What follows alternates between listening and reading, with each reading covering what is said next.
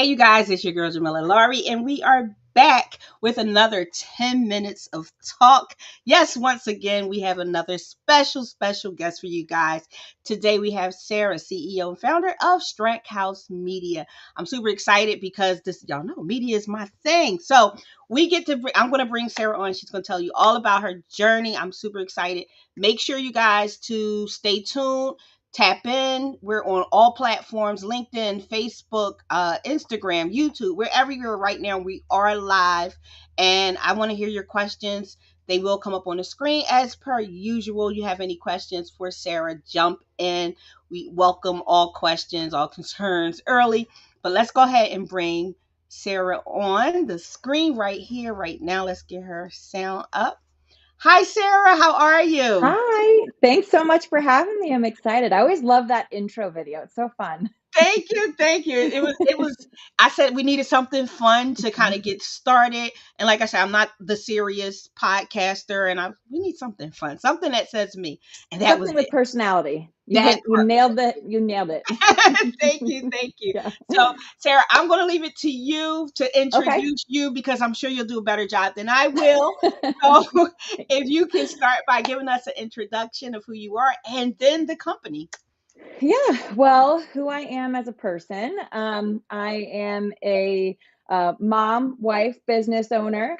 I have two little boys and two big dogs, and I'm originally from the Northeast. Can't forget the fur babies. I'm Yes. originally from the Northeast, but I live now in Texas. So I think I consider myself a Texan. I've been here like 10 plus years. Oh, yeah, yeah, yeah. You, Yeah, right. I'm a Texan now. I could yes, say y'all. yes. Yeah. But the business is Strackhouse Media. So we have kind of three main arms. We do content creation, videography, photography, social media posting, that type of thing. And then we do AV production for live events. So if you're not familiar with AV, that's anything that you're going to see at a conference or a gala, lights, the cameras, all of the video walls, stuff like that. And then the other side is media. So media training, media pitching, and we have a course actually that's coming out that's going to have everything to do with mindset, confidence, how to answer questions, craft your conversation, pitching yourself to the media, because a lot of us can't afford 40 grand for a PR firm.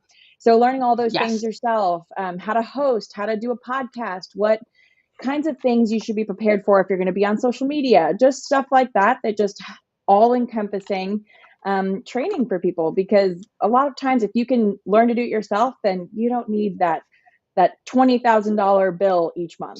Tell me about it. Yeah. so, and that's the thing. Just being in the media, the content creation field myself, with Yep. marketing, one of the things we find is a lot of people can't pitch themselves. So, of course, when I went to your website, I was like, yay, somebody's Yeah. doing this. Well, I was It's so important.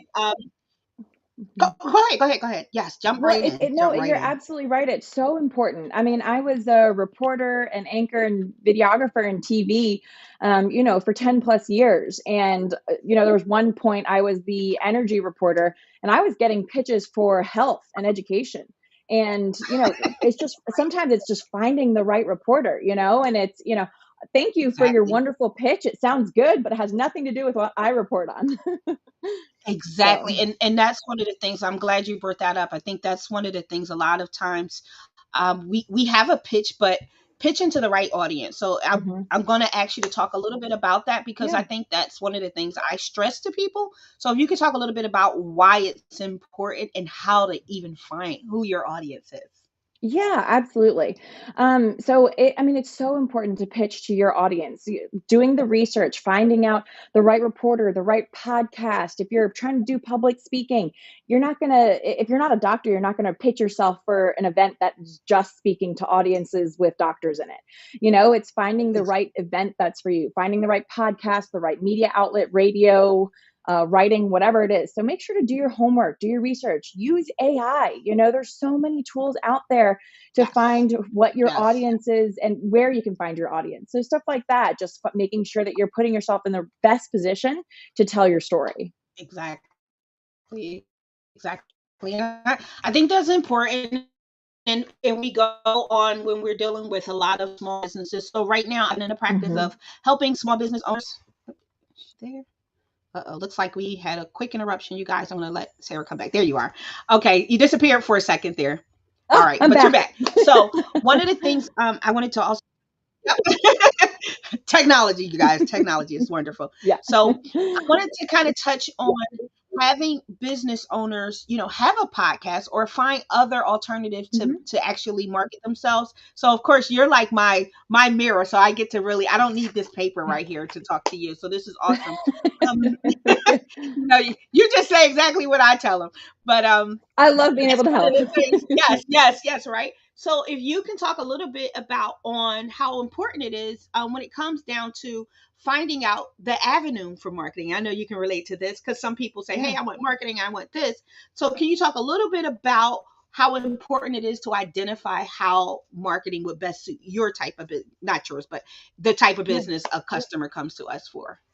Yeah, absolutely. I mean, I think it's so important to just get your message out there and finding what platform your audience is on. It all goes back to your audience, like you know. So if you are, trying to speak to professionals in their 40s, you're probably not going to be talking on TikTok. You're going to be on Wow. LinkedIn, you're going to be on more professional platforms. Same thing with Instagram, Facebooks. Use social media. I mean, those tools are out there. And of course, your emails. Everyone has conversations, and getting that daily, weekly, monthly email, whatever it is, will just keep you top of mind. And if you have a podcast, it's so important to put your personality out there, because that's why people choose you over the competition, because they care about you. They hear you talk, they see your personality, they find out what they like, what they don't like.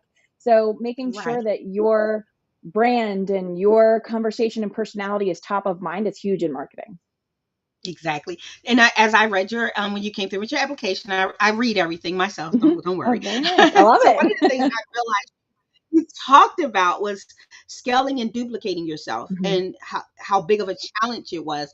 And Yeah. of course, I'm stuck at the same, it's a roadblock, right? And it's like, oh Right. my gosh, how do I, we have AI now to help us with some of these things. Sure. So if you could talk a little bit about the pain points and Yeah. then the reason behind wanting to duplicate yourself and why we do things like that. Yeah, absolutely. Well, they say that eventually you hit a point where you don't want to work in the business, you want to work on the business, right? So instead of myself going out and doing every photography, videography project, project managing every AV event or doing all of the media training myself, we know we're getting to a point where we have enough clients that we're needing to grow. But, finding people who want to work can sometimes be tough. And, I like to hire people who worked in the news or have somewhat of a news background, because they think a little bit differently, and I usually we speak the same language. Right. And then also finding, we're WeBank certified, we're a women owned company. Don't get me wrong, we love our men, but I'd love to be able to have more women join the force, and sometimes that's really hard in the AV world. It's very labor intensive, and sometimes you don't see as many women in those positions. So that's just something we run into as well. And we're just, always looking to scale, and in the gig world, sometimes that can be tough. Absolutely, absolutely. Well, my husband is in the AV world, and Mm. one of the biggest questions is, when I read I'm reading your site, I'm going through, and I'm like, this is who I'm about Mhm. to interview. And he said, "Did you say AV?" And I'm like, "Yes, and it's a woman-owned Yeah. company." So Yeah. I Hmm. know, and I know how to do a little bit of this stuff. Of course, I've been around it pretty much my whole life, but Right. how challenging is it in that, because that's a male dominated world, like Very. literally we know that, right? And I have multiple customers Hmm. in that arena, but to hear Hmm. a woman in that arena, and not to be sexist, but we know the work that No. actually goes Yeah. into it, how hard is, and you talked about those challenges, that's a pain point of finding women who want to work in that arena. I think it's loosening up a little more now today, but let's talk a little bit about that. I want you to touch on how Yeah. hard it is, and maybe even when you're interviewing, like how does that look, trying to find the right person to fit in that AV world. Yeah, absolutely. So when I first entered into the AV world, it took a little bit of time to gain respect. People were kind, but they didn't necessarily, immediately take me into the fold. They were questioned why I was there. Am I just there to shake hands, kiss babies type thing? Am I just there to flatter the client? And then they kind of realized that I knew what I was talking about. I come from the video world. I understood the technical side of things. Don't get me wrong. I had to learn a lot and I'm still learning. I mean, I hope we're all still learning. But it definitely took some time to gain the respect of those who were in the industry. And then learning that you don't actually need to know everything. That's why you have specialized techs in those positions. You need to know how to Exactly. support them. You need to know how to gather and prepare for them, but you don't need to know exactly how every single software and an LED wall works. So Exactly. learning those things, yeah. So so getting to that understanding was definitely a growing period for myself. And then, like you said, in the interview process, it's looking for what people specialize in, what they want to do. You know, a lot of it is labor intensive. You're pushing gear, you're lifting gear, you're, putting drape It's on serious. poles, and it's all stuff that I've done Right. myself or, we expect people to do, but it's not always glamorous. It's not pretty. And the stuff is heavy. People have back braces, gloves, knee braces, like stuff like that. So Exactly. a lot of those positions, it can be hard to find women who want to do that. And that's Right. fine, but it's just, it's interesting when you're trying to bring other people into the fold or find more, people interested in it. You have to make sure you're asking those questions. Is that something you really want to do? Right. Right. Right. Yeah. And so moving forward from that, because I think again, that's even I'm in tech.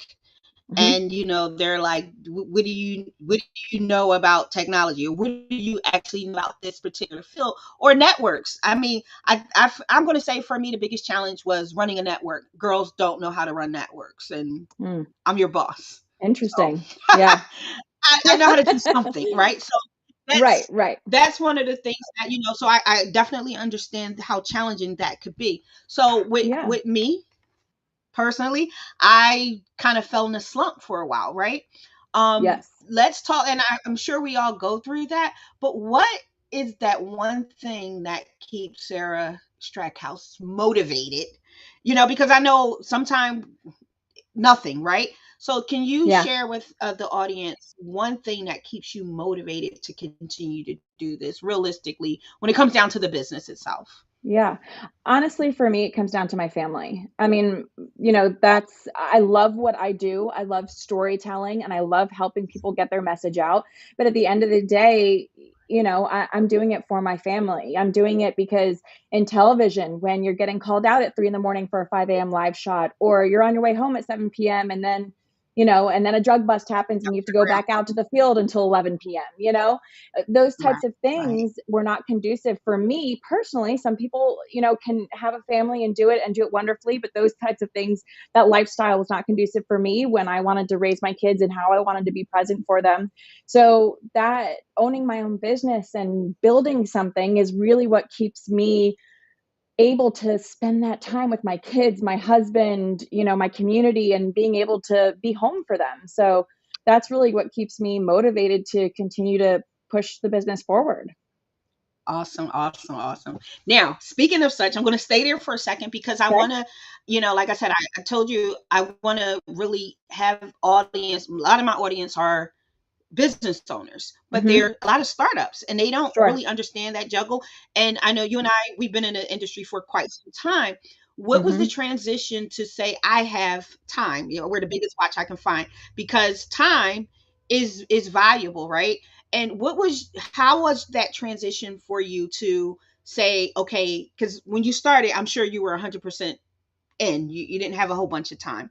How did you Yeah. No. transition into actually having that time? How was that for you? And if you could share a strategy that you use to be able to do that, that would be awesome. Yeah, absolutely. I think two of the biggest things was I brought in help. I, I let go of a little bit of control over the business. So I brought in other people who could help do tasks that I didn't have to do. So that freed me up a lot. And then also Right. putting in processes and technology, using platforms to do the work for me, automations and project management tools, and using those tools to do things in the background and doing research in the background or sending out emails in the background.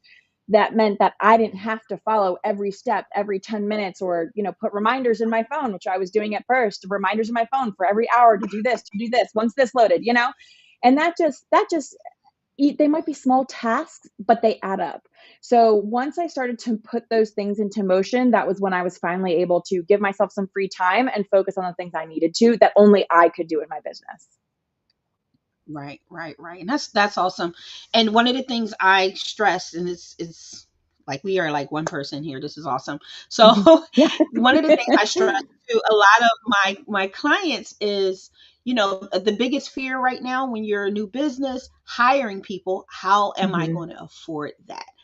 Yes. I know it's a challenge for me to hire people because I'm Oh, like, oh yeah. my gosh, this is not in a budget, but I need help. So how would you? I know that's a pain point again we all face. So can you talk a little bit on that? And you don't have to give us all the juicy details, but Yeah. how did you manage that? Once I realized how important it was to have that, just the first person I hired, I realized it took such a load off of me that I could go find other clients, that I could go find other people. That was huge. And then bringing in someone on the sales side, justifying that was that they will be bringing in so much more business. They will be able to more than pay for themselves.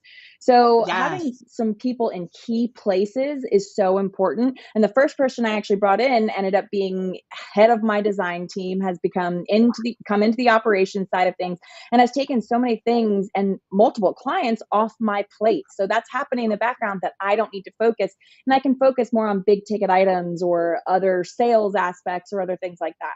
So really, Right. I mean, if you find the right people, and it does take time, it took actually, months and months of interviewing or trying people out, it not working, always starting as a subcontractor. It just Right. it takes time, but once you find that right person, it more than pays for itself.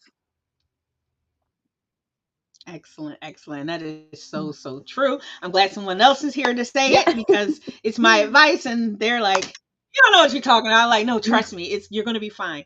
It's a So, thing, trust and I me. always recommend that they hire.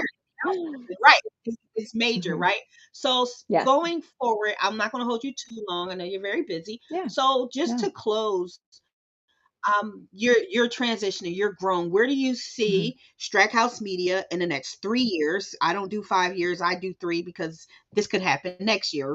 We have, and Yep. we're pivoting. We're always pivoting, right? Especially this day and age. Where do you see Strackhouse Media in the next 3 years? And what beach will you be on? That's what I want to know. Okay, I love that. And okay, I'll think about the beach for a second. Um, so in 3 years, I want to have multiple courses. So we have our first course that's coming out this summer, and actually, people have the opportunity to jump in on the beta for a discounted price, and I'll make sure to leave you with that discount code that is specific to this show. So if Excellent. anyone who watches this show can get that discount code. So I do want to have multiple Awesome. courses, and I want to have more gear. So in the AV world, we have a lot of gear, but I Mm, want to be able to have all of the gear. And I don't know if that's a little, ambitious of me, the but we'll best we'll gear. see. Yeah, yeah, exactly. The Yes, best yes, gear. yes. Awesome. And the beach. Okay.